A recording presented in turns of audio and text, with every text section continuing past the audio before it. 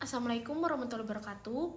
Perkenalkan, saya Nina Urapsa Imran dengan NIM 941424004 dengan program studi Ekonomi Pembangunan.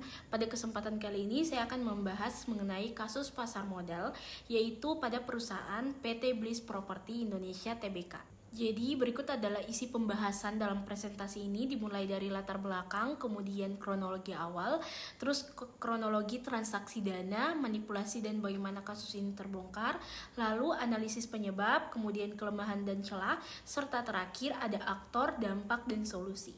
Selanjutnya pada latar belakang, perusahaan melakukan IPO atau Initial Public Offering untuk menghimpun dana dari investor publik. Dana tersebut seharusnya digunakan untuk ekspansi bisnis properti. Selain itu, kegiatan ini diawasi oleh otoritas jasa keuangan, namun dalam praktiknya ditemukan kejanggalan dalam penggunaan dana dan laporan keuangan perusahaan tidak mencerminkan kondisi yang sebenarnya. Selanjutnya ada kronologi awal dari IPO. Jadi tahap awal dari IPO ini perusahaan menyusun prospektur dan rencana penggunaan dana, kemudian menggandeng sekuritas dan auditor. Lalu saham ditawarkan ke publik. Namun sudah terdapat indikasi masalah seperti adanya investor nominance atau titipan, proses verifikasi yang lemah, serta distribusi saham yang tidak tepat. Di slide selanjutnya ada kronologi transaksi dana. Jadi selanjutnya pada kronologi transaksi dana, dana hasil IPO itu yang masuk ke perusahaan justru dialihkan, tercatat sekitar 126,6 miliar rupiah mengalir ke Beni Jokro Saputro dan sekitar 116,7 miliar rupiah ke perusahaan afiliansi. Hal ini jelas tidak sesuai dengan tujuan IPO dan dilakukan secara tidak transparan. Selanjutnya kita masuk ke slide 6, yaitu manipulasi dan terbongkar.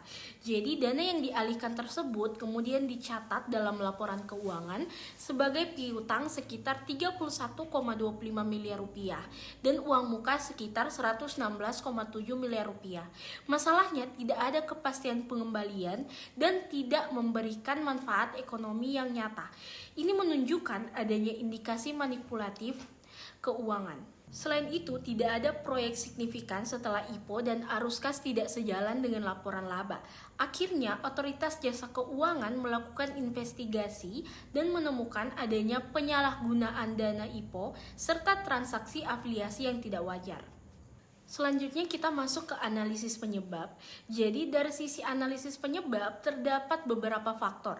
Yang pertama, adanya agensi problem, yaitu manajemen tidak sepenuhnya mewakili kepentingan investor. Kedua, ada asimetri informasi, di mana investor tidak mengetahui kondisi sebenarnya. Ketiga, moral hazard, yaitu keberanian untuk melakukan kecurangan. Dan terakhir, lemahnya good corporate government atau GCG, sehingga pengawasan tidak berjalan dengan baik. Selanjutnya kita masuk ke slide kelemahan dan celah. Dalam kasus ini juga terdapat beberapa kelemahan dan celah. Jadi pengawasan IPO yang kurang ketat, verifikasi investasi yang lemah, serta transaksi afiliasi yang tidak diawasi secara detail. Selain itu, auditor juga tidak berhasil mendeteksi kejanggalan. Celah yang dimanfaatkan adalah dana yang dialihkan kemudian dicatat sebagai aset sehingga terlihat seolah-olah legal dalam laporan keuangan. Selanjutnya di slide 9 ini kita akan membahas mengenai siapa saja aktor, kemudian dampak dan solusi. Jadi tokoh utama dalam kasus ini adalah Beni Jokro Saputro. Dampaknya itu investor mengalami kerugian dan kepercayaan terhadap pasar modal menurun. Sebagai solusi, otoritas jasa keuangan perlu memperketat proses IPO dan pengawasan. Sementara itu, investor juga harus lebih teliti dalam melakukan analisis fundamental sebelum berinvestasi. Jadi kesimpulan yang dapat kita ambil dari kasus tersebut yaitu kasus PT Bliss Property Indonesia Tbk menunjukkan bahwa dana IPO disalahgunakan dengan dialihkan ke pihak terafiliasi dan disamarkan dalam laporan keuangan agar terlihat normal. Hal ini terjadi karena lemahnya pengawasan serta adanya celah dalam transaksi afiliasi. Akibatnya investor dirugikan dan kepercayaan terhadap pasar menurun. Baik, sekian presentasi dari saya. Terima kasih atas perhatiannya. Wassalamualaikum warahmatullahi wabarakatuh.